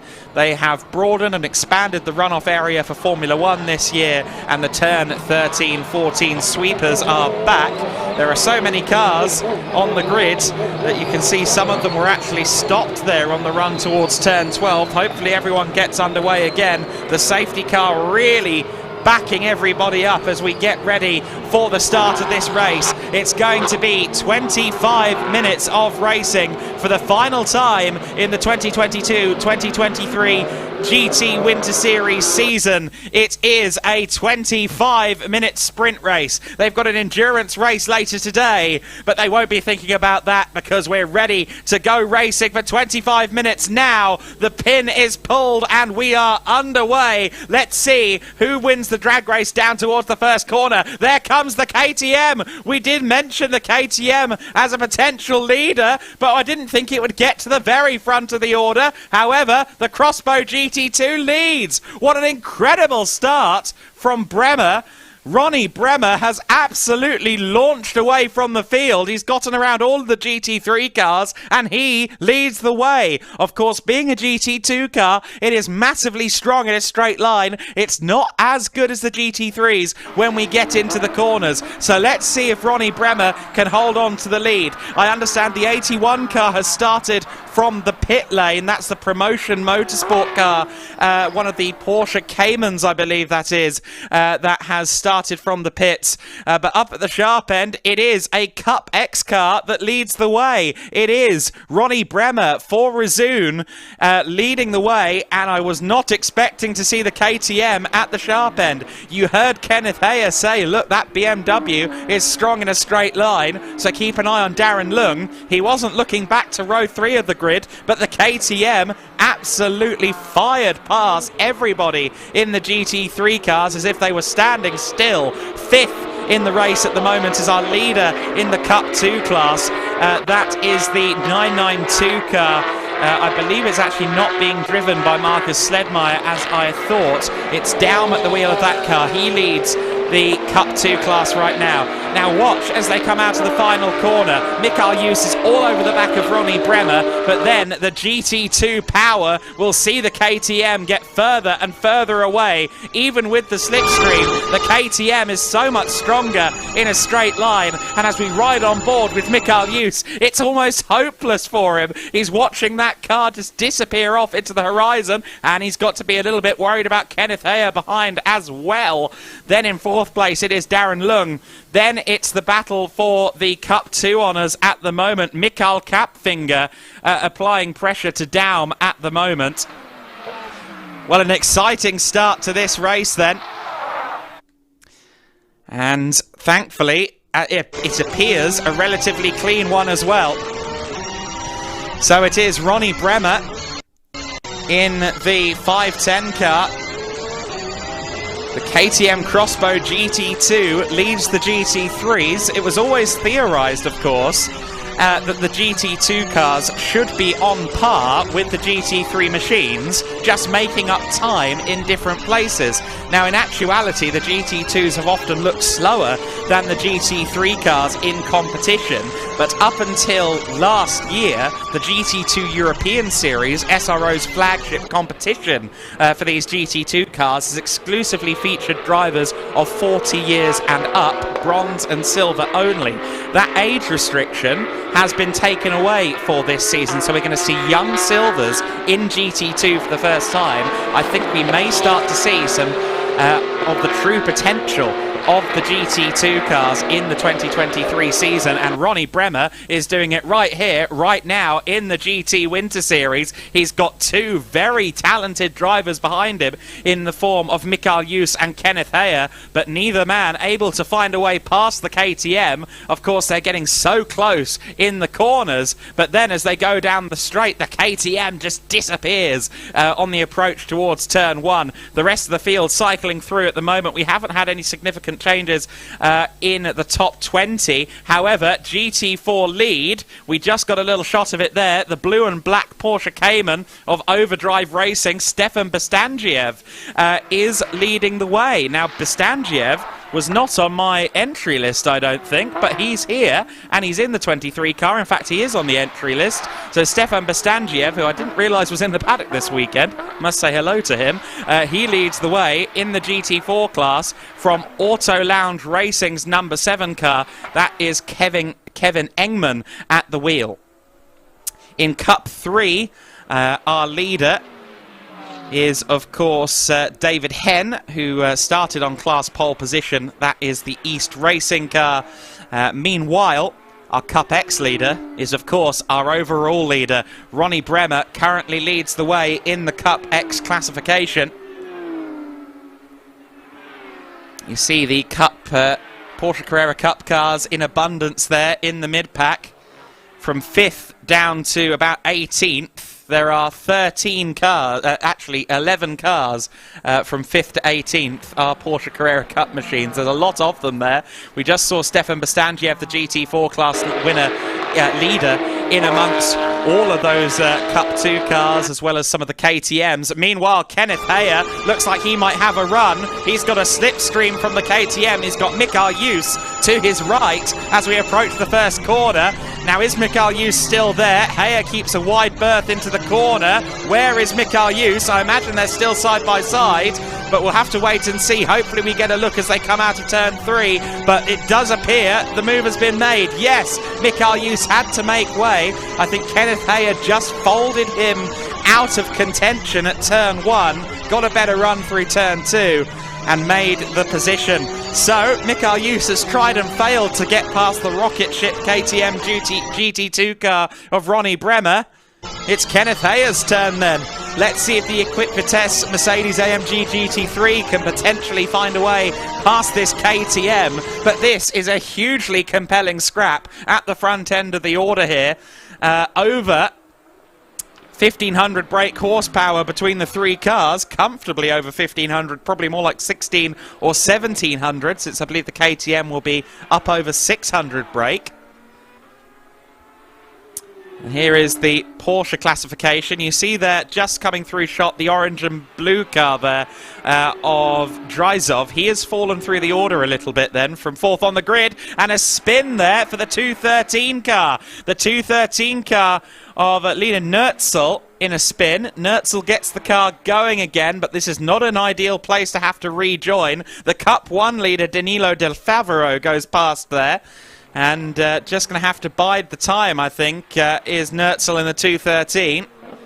Got to be so careful about how you rejoin from that position. And, well, just about picked a good spot to do it. But if the car had stalled there, that would have been very bad news indeed. Thankfully, the 213 car is back underway. Nicely managed there by Nertzel, and also by that number 4 car, the Senkia BMW. Heads-up driving there from, I believe, Richard Gonda. Yes, Gonda still in the car. In fact, no, apologies. It's Robert Senkia of Senkia Motorsports who is at the wheel for this race. So it seems there's a bit of disparity between my grid sheet and the timing screen. We will go with the timing screen as to who is driving what car. There is the GT4 pack, albeit with a Ferrari Challenge car intervening. And watch how this Ferrari Challenge car disappears away from the CV Performance Group Mercedes entries, which are having a fight for second in GT4 now. Keep an eye on this then. It's Rauer and Jan-Philipp Springob side by side as they run down towards the corner. They've got one of the Porsche GT4 cars involved in that as well. That's Leo Pichler, who has managed to get between the 2 Mercedes-AMG GT4s. So it's Springob from Pichler, from Rauer, 2nd, 3rd and 4th in GT4. And Engman in the Auto Lounge Racing number 7 car is leading GT4. And Stefan Bastangiev, who was the former class leader, he's still circulating, but he's fallen as far as 6th in the GT4 class. He's in that pack amongst all of the rest of the GT4 runners, but he's gone from the class lead to 6th place off camera. Not quite sure what he's done there, but Stefan Bastangiev having a little bit of a drama out there on circuit for sure. We are already quite a way into this race. 16 minutes left on the clock, so almost 10 minutes elapsed already. The top three still very close. I can tell you that Mikael Jus has gotten back past Kenneth Heyer. So Heyer's onboard will now once again have a Porsche in front of it rather than a KTM, because Ronnie Bremer, still our race leader, but Mikael Jus is there ahead of him in second place once again. We saw the Mercedes get back through into second at one point, but that is no longer the case. Very late on the brakes there was Kenneth Heyer, almost into the back of Mikael Jus, but he just about got the car stopped. Of course, I think Mikael was being a little bit careful owing to the back marker. There's some debris on the outside of turn 5 that we just spotted there, thanks to this wonderful onboard camera. Heyer looking to the inside at turn 7. That's not typically an overtaking opportunity. The flick at 8. He's got good performance there out of the corner. Mikael Jus having to go defensive. Of course, all of this is great for Ronnie Bremer, because Bremer has the straight line speed advantage. And while Mikael Jus and Kenneth Heyer fight, they're not quicker than him in the corners either.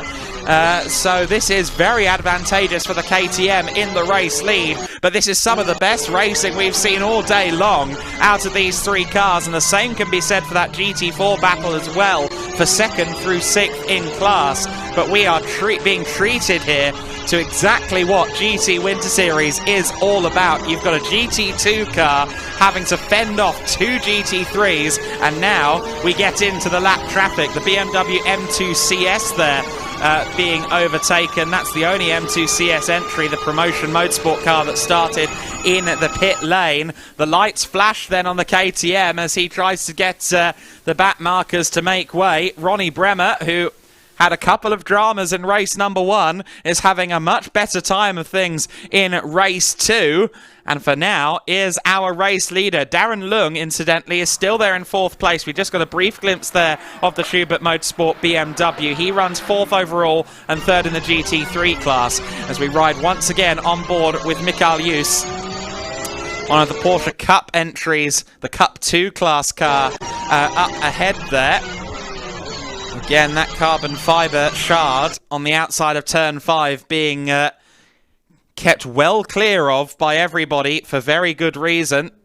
Anyone with a passing knowledge of motorsport will know just how badly wrong it can go when the carbon fibre is free-flowing on the circuit. Tyres can be cut in a moment's notice. That top 3 battle continues on then, and Mikael Jus continues to close in on Ronnie Bremer. They'll appear here at turn 10 in just a few moments, and the big KTM GT2 car is catching up with its little brother, the Drexel-driven KTM Crossbow. Here's that GT4 battle we were talking about earlier on. That was one of the CV Performance Group. CV Performance Mercedes, that's Rauer in the CV Performance car who was in amongst that battle. He's 4th in the GT4 class, and some of those Cup 2 Porsches that have either had spins or started further back in the order, such as Mikael Kjellin, are now making their way, or Matthias Kjellin I should say, are making their way through this GT4 fight. So it's getting a little bit dicey there in the GT4 order at the moment. Rauer has lost positions. He's down to 4th in class at the moment, but it's Springob and Pichler fighting for 2nd and 3rd in GT4 right now. We'll see them come up towards turn 7 and 8 in just a few minutes. There's your GT4 leader, the number 7 Audi. Here's the battle for 2nd in the class. It is Jan Springob in 2nd place, and in 3rd place it is Leon Pichler. We mentioned that BMW Cup car, the number 81 that started in the pits. We've heard word from Lukas Gajewski that it is still, or it has returned to the pit lane. So clearly some technical issues for promotion. Oh, and a collision! The 58 car, that's Kjellin. Matthias Kjellin got into the side there of the Formula Racing Ferrari of Tavaya, and also having to scatter out of the way of that, maybe getting a little bit of contact as well, was the number 85 CV Performance Group Mercedes. So that is Jan-Philipp Springob. So Jan-Philipp Springob, who was 2nd in class, now falls through the order drastically. And of course, Simon Connor Prim will be watching this with his head in his hands, because that's his car. But the 85 machine continues on its way with a little bit of damage, so I think it did get a little bit of a collision. That wasn't just evasive action. And where is it now in class? The answer is 8th. 2nd to 8th in class in one fell swoop. How cruel motor racing can be, as Jan-Philipp Springhob has just discovered. He had a couple of misfortunes in last year's ADAC GT4 Germany as well, so he knows that racing can be a harsh mistress at times. Now, as we just saw the top two in that picture for a moment, what I didn't see was Mikael Juus. Mikael Juus has fallen back from Kenneth Heyer. He's now 7 seconds back, and we've had more dramas. The Drexel 49 KTM involved, as is the 992 car. That was our Cup 2 class leader. Oh no, so the 992 car in a spin. I believe Mikael Kapfinger already got past the 992 for the Cup 2 class before this drama, but unsurprisingly, with cars and carbon fibre strewn across the circuit, the safety car is out, and the 992 is in the gravel. Sebastian Daum, who was running well in the overall top 6 and fighting for class honours, will not be happy. That's the 71 car from a different championship, but the 31 car that we just had in shot briefly to the right, or to the left of cameraman, there it is, the 31 Ferrari. That car, of course, into the pit lane after being involved in that accident that we saw down at turn 10 a couple of laps ago. So unsurprisingly, the 31 Ferrari challenge car of William Tavaya has been brought in. Sad to see as well that the incredible KTM crossbow of Drexel was involved in that too. That is a Cup 4 class entry in the hands of Clemens Drexel. His only competition in class is Julien Lemoyne in the ANS Motorsport car. So safety car is out. It was a very dramatic opening salvo of this race, and as the battles continued to intensify, one rather got the impression that things were combustible. And sure enough, we are now under safety car conditions after two quite major incidents in quick succession. Now Ronnie Bremer continues to lead the way, and there is, as you can see, a bit of lap traffic between himself and Kenneth Heyer. Now that could prove very useful on the restart. That is one of the East Talent Porsche Cup 3 entries.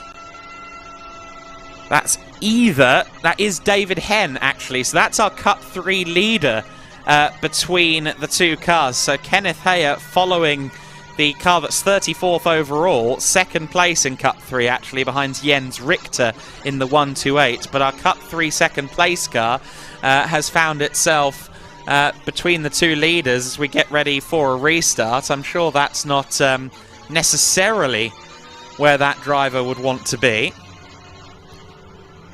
However, that is where it has ended up. David Henn, who is being coached rather expertly by Christopher Zirkling this weekend. Zirkling, who will take the start, I believe, of the 60-minute endurance race later on. Here is the 31 car being looked over here by Formula Racing. And you can see the driver's helmet sat on top of the car. So clearly William Tavaya doesn't believe that he's getting back out there onto the circuit. And, well, while it is a rather pessimistic interpretation, I'd suggest it's an accurate one. That car doesn't look like it's A1 and may well be out of this race, hopefully rejoining us in race 3 later on. So the safety car is still out, and we've had no bulletin on the timing screen to suggest that it's in this lap, although I'm just trying to see if the lights are still on the top of that car. It looked to me as though the lights might be out, so there's potential. No, surely not. No, okay, so just saw the cars Just saw the cars in the back of shot there in the gravel, so no is the short answer there. We will not see this race get back underway, but the safety car going very slow through this section of the circuit, which is probably wise given the recovery still underway there. So, how long have we got left in this race? The answer is 5 minutes and 50 seconds, so we are running a little bit light on time at the moment if we do want to see some more racing action, and I would really like to see the conclusion of that battle between Heyer and Mikael Hughes, as well as of course our race leader Ronnie Bremer. I think we should get at least one if not two racing laps out of this race before the end as it stands. Certainly it looks as if the recovery of the Drexel KTM and the former class leading Cup 2 992 Porsche, it looks like both of those cars are close to being extracted from the scene of that incident. So I don't think it will be too long before we go racing once again. You see there in fourth position at the moment, behind that top three we've been talking about, is still Darren Lung, who with this safety car could get the opportunity to pounce for an overall podium. Mikael Kapfinger is next in the 35 car, and as you can see on that shot we just looked at, the track looks to be clear, so we are potentially building up to a race restart here. Sixth in class, sixth overall and second in Cup 2 behind Mikael Kapfinger is Matteo Ferrer. We haven't really spoken about Matteo Ferrer much in the 110 Phoenix Racing Porsche, but he has a hugely compelling background in motor racing. He has largely focused his energies on historic racing, more specifically historic racing in a Ligier JS I believe JS11 1980 vintage Formula 1 car. And this year we'll be moving into modern motor racing. I'm not sure if he has officially announced his program, but I do know what it is, and it is going to be very exciting to see him in the ranks of competitive modern racing, because he has had great success at events such as the Monaco Historic Grand Prix, and knows how to pedal just about any race car you set him on. Safety car is confirmed as coming in this lap, so we will be going racing again in just a few moments. Ronnie Bremer will have a little bit of a cushion behind him in the form of David Henn. You see there the little Cayman from the Cup 3 class is going to be the buffer between that leading GT2 car and the pair of GT3 aces following. Of course, that GT4-ish spec Cup 3 car in the hands of Henn could well cause Kenneth Heyer to struggle to hold off Mikael Hughes here. For both Mikael Hughes and Darren Lung, they are going to be watching this with great interest, because if the run out of the final corner is stifled for Kenneth Heyer, that could well mean second place is under threat. However, you see there that Kenneth Heyer is doing a very good job of staying away from the back of the Cayman to try and make sure that doesn't happen. However, he is going to have to lift out of the throttle. Darren Lung, though, isn't going to, and I think we may end up going three wide here as they go down towards the first corner. That battle for second place is ripe to combust. Let's look towards the first corner to see what's happening there, as here we are now, and sure enough, moves have been made. Darren Lung is up into third place. Mikael Hughes then has ended up losing a position, and Ronnie Bremer is laughing all the way to the bank. He says, I don't mind if I do. 2 minutes and 14 seconds of this race left to go. 2 laps of competitive action between us and the finish line. The Cup 2 battle is getting close there further back. In fact, that's Cup 2 and one of the GT3 Porsches. That is Horn in the number 91 car, Klaus Horn in the other U-Sportwagen Technique entry. Here's the main man of U-Sportwagen Technique, Mikael in fourth place now, of course. In fact, no, he's back into third. Okay, so Darren Lung has fallen back behind. He's also got Mikael Kapfinger in the Cup 2 Porsche just behind him as well. Lots of argy-bargy as everyone tries to get through the traffic there. Going 3 wide into turn 9 is not ideal, but we saw it happening. Hopefully they all came out of the other side. Meanwhile, Mikael Hughes has a renewed vigour about him. He briefly lost out to Darren Leung on the restart, but now he's back behind Kenneth Heyer. I think both drivers will have put to bed any possibility of catching Ronnie Bremer, who's 4 seconds clear at the sharp end. He crosses the line now to start the final lap of the race. The grandstand battle is going to be not just for this second place overall in the lead in GT3, but also the GT4 class. 21st place overall is Leo Pichler. Behind him, he's got Engman in the Auto Lounge Racing number 7 car. Of course, Engman was our class leader by some way, but because of the safety car period, he's been dragged down into the GT4 battle, and Kevin Engman has to try and get back past. And as it stands on the timing screen, he has gotten back past. The Auto Lounge Racing Audi R8 LMS GT4 car is our GT4 leader again. Oh, but that's a big looking incident there for the number 92 Porsche. You see there the bodywork down. That, of course, is the sister car to the 992 that we saw in the wars earlier on. The number 92 car, I believe, with Engelmeyer at the wheel, if I'm not mistaken. It is indeed currently listed as Martin Engelmeyer at the wheel. That is a big incident. Yellow flags are out, but the race is still going, so we should really try and catch the leaders again. They will have to slow through turn 12 because that's where this accident has happened, on the exit of turn 12. Kenneth Heyer will not be able to be overtaken here by Mikael Jus. However, the circuit will go green again here. And Jus, I don't think, has an opportunity to get around turn 14. No, he doesn't. The checkered flag waves then for Ronnie Bremer. A great win for the Cup X Class KTM. Kenneth Heyer takes second place. Mikael Jus rounds out the overall podium ahead of Darren Leung, 4th overall, and Mikael Kapfinger takes the Cup 2 class ahead of Matteo Ferrer. Next across the line, Klaus Horn in the GT3 car, the number 93, Johannes Kapfinger, 8th overall. Johannes Kapfinger, 8th overall. I repeat that for emphasis because he started 38th on the grid, and somehow he's managed to get that car all the way back up into 8th position. What kind of sorcery has he managed to perform across that race to silently get himself up into 8th position? A round of applause to Johannes Kapfinger. That could do his championship chances a lot of good. He was 2nd in the points coming into this one. Wow, wow, wow. I'm very impressed by that.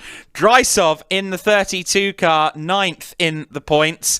And rounding out our overall top 10 is Astrand in the 57 car. That is Matthias Astrand in the 57 M-Tech machine. There is the 92 car that we see parked up after that incident. We should talk about the other class winners. In GT4, per the timing screen, Leo Pichler managed to get by. We didn't see that GT4 battle post-safety car restart, but Leo Pichler managed to get himself back past Kevin Engman to take the GT4 win in the Resoon-entered Porsche Cayman GT4. So Leo Pichler, very good job. Managed to get himself up into 18th overall and take that GT4 class win. Impressive driving from young Leo Pichler then. Kevin Engman takes 2nd in the GT4 class ahead of Rauer in the CV Performance 84 car. So a good job from Fabio Rauer. Of course, we saw Jan-Philipp Springhob have his issues. Oh, pardon me, his issues in that race. Jan-Philipp Springhob eventually 8th in the GT4 class after the dramas we saw earlier on. Stefan Bastangiev did recover to 4th in the GT4 class with Overdrive Racing eventually, after falling back to 6th. At one time was 2nd in the class, and there are a few telltale signs of battle scars there on Kenneth Heyer's Mercedes, aren't there? There's a few of those parts of the grille missing on the AMG GT3. But otherwise, The car is in tip-top shape, and another good success for Equip Vitesse. There is the missing parts of the grille. Now, I'm not sure if that might be from race 1. I honestly couldn't tell you. However, I do know that Darren Leung and Kenneth Hayer got close together, to say the least of it, in race 1. And I do note a little bit of red paint on that damaged part of the grille. So I do wonder if that might be a legacy injury, as it were, from race 1. A great job, then, from Kenneth, who is chatting now with Mikael Jus. And also Jill from Equip Vitesse, who is a big part of the operation running that Mercedes AMG GT3 this weekend.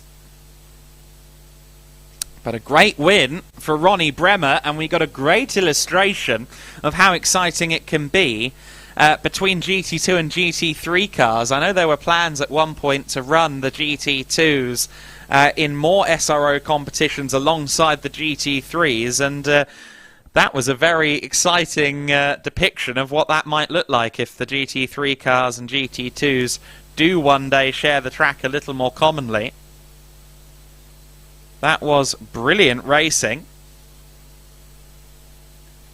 We see once again the seemingly never-ending parade of cars heading toward the Parc Ferme. The 81 car did get going again. We see it there making its way in. So good job from ProMotion Motorsport to get the 81 BMW 2 Series back out there.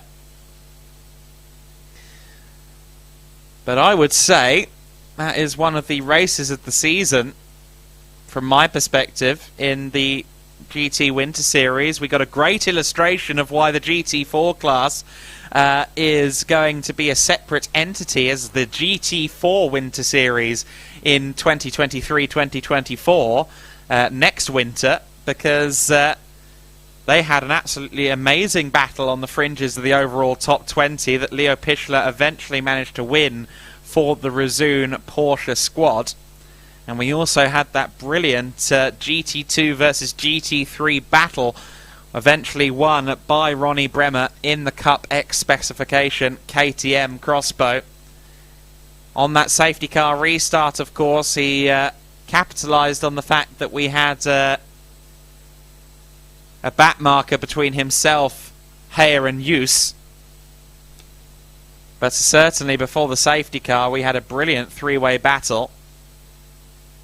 So Kenneth Hayer taking second overall, of course, and the GT3 class win. Mikael Kapfinger with the Cup 2 honours as well.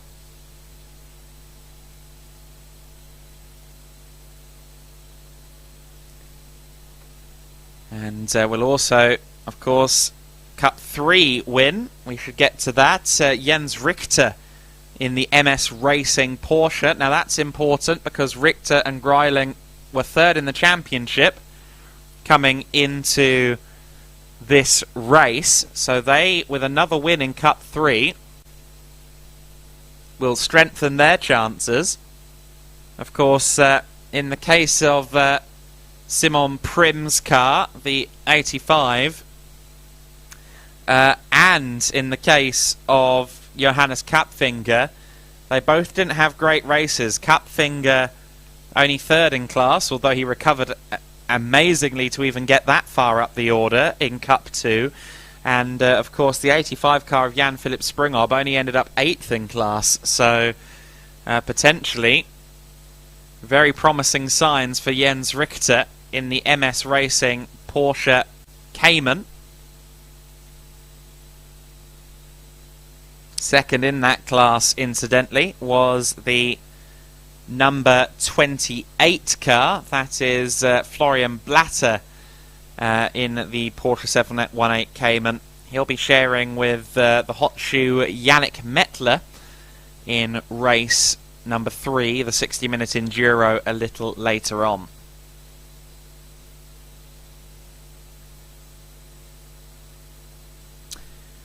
Well, I hope everyone's getting their breath back after that race. It was very exciting stuff all throughout that 25 minutes. We hope that all is okay with Miss Engelmeyer in the 92 car after what looked like quite a heavy meeting with the barrier coming out of T12. Martin Engelmeyer, one of two Porsches that had quite major incidents at that section of the circuit, of course, because we saw Markus Sedlmeier, or no, rather Sebastian Daum, leading Cup 2, getting collected by one of the KTMs there. And you see there Kenneth Heyer in discussion with Mikael Jus. And you know what? I can't hear what they're saying from my commentary box, but I get the feeling Kenneth Heyer just said, well, off the line, that KTM just blew past me and got around the outside at turn 1. I feel like that was the sign language that was being put to Mikael Jus there. And, yeah, not wrong. That is exactly what happened. And some of the other drivers making their way up for their podiums, of course. But that was very entertaining stuff from Ronnie Bremer, wasn't it? To take the win in the Cup X class. It wasn't actually on the entry list coming into this. I think it might have been quite a late decision to actually race. They were here for testing on Thursday, Friday, Saturday. But it does appear that the decision to join the actual GT Win Series races has more than paid off for Rezoon in the overall classification. Of course, they also got a GT4 win, did the Rezoon team, so lots to celebrate for the Rezoon team as a unit. And we will soon be able to get the podiums underway. I'm sure we are just herding the last of the drivers towards the podium at the moment. Of course, after this, we will shortly have a Formula Winter Series race. But now, we can go down to the GT Winter Series podium and Lukas Gajewski. Oh, now I can listen to it. So here we are for the second podium of the day in the GT Winter Series at Barcelona, and of course we will kick things off first of all with our overall podium, and here is in third place for Jos Rennsport, Michael Jos.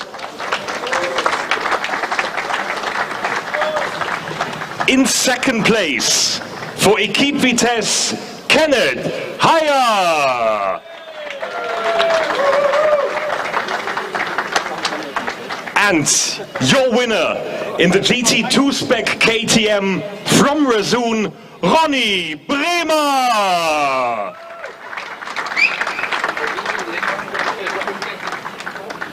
So these are your top 3 finishers, and here come the trophies presented by the Gedlich Racing organization, the promoters, of course, for the GT Winter Series, not only here at Barcelona, but of course for the entire 2022 and 23 season. So congratulations to our top 3, and afterwards, of course, we'll have them joined together on the highest podium for our pictures. So please, guys, get together on the highest podium. And a big round of applause for the winners, Michael Jos, Kenneth Heyer, and Ronnie Bremer. Well done, and of course we're looking forward to see you back later today in the endurance race. But first of all, we are going to have the second podium for our points scorers in the top 3. So as everything should be ready, let's kick things off. Are we good to go? Yes, thumbs up from Stefan Leder. So here we are with the point scorers podium, and in third place from the Equipe Vitesse, it's Kenneth Heyer. In second place for Rezoon, it's Leo Pichler. So another success for the Rezoon KTM team. And then next up is the top scorer in race number 2 for Huber Motorsport, Michael Kapfinger.